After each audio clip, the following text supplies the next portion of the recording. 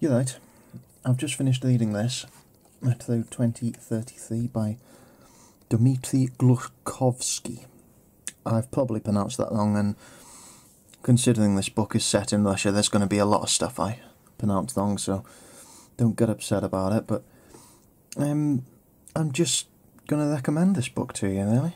I think it's a great book. I think it should be considered a modern classic of sci-fi, but what it's about is the Moscow metro, because in this book, the World War III has happened, and the world's been utterly devastated, and the people living in Moscow, or at least as many of them as possible, went to the metro and sealed up the doors and sealed up all the entrances and used it as a great big air raid shelter. So they've basically lived there for years and years and years, and I think like this book actually takes place 30 years after all that. And in that time, humanity's come, pardon me, come to become accustomed to living in the dark, and they've turned all the stations into towns and cities, and you know, there's humans can see better in the dark, but if they go outside, if the radiation doesn't kill them, then, you know, if they actually see natural sunlight, then they'll be blinded.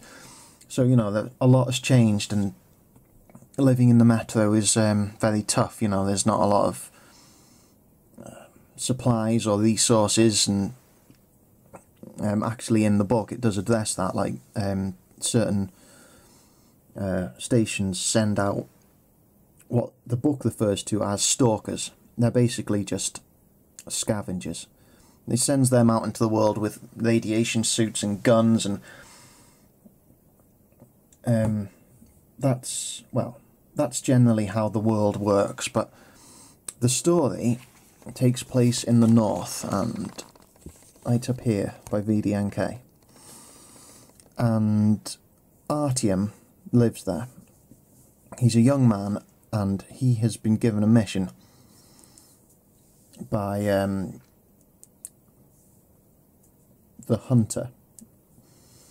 The Hunter is investigating the stations that are to the north of VDNK, because VDNK has been being attacked by creatures that the book doesn't really go into detail about exactly what they look like, which is sensible, because, you know, it keeps the suspense up, it makes them more frightening. But yes, the Hunter goes to the north to investigate that, and he says to Artyom,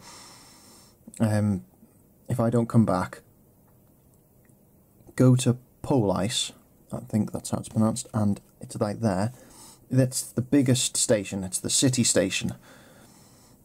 Go there and get some reinforcements, tell them they will help.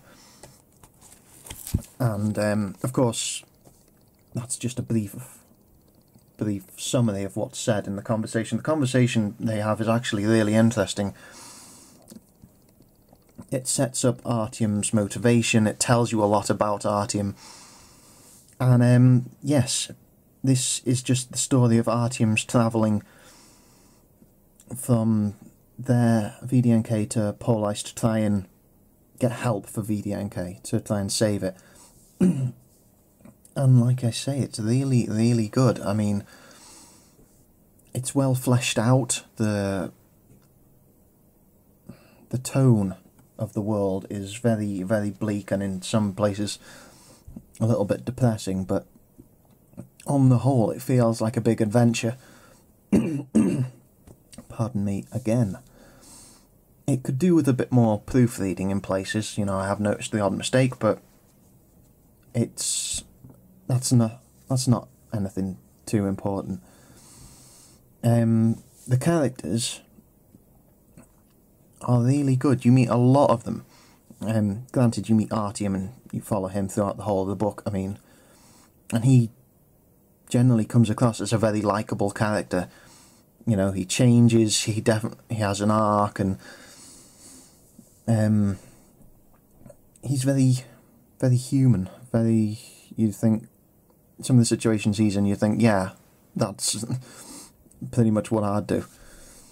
But the other characters, like Khan, he is, well, he comes in quite early on, and because Artyom's travelling through all the metro, he has a lot of time, and a lot of time to think and reflect on the state of humanity now it lives in the metro, and the time to think about what he's doing and stuff, and his mission. And in that sense, the book has a very philosophical sort of way about it. You know, there's a lot of introspection, I'd guess, and Khan is plays into that quite well.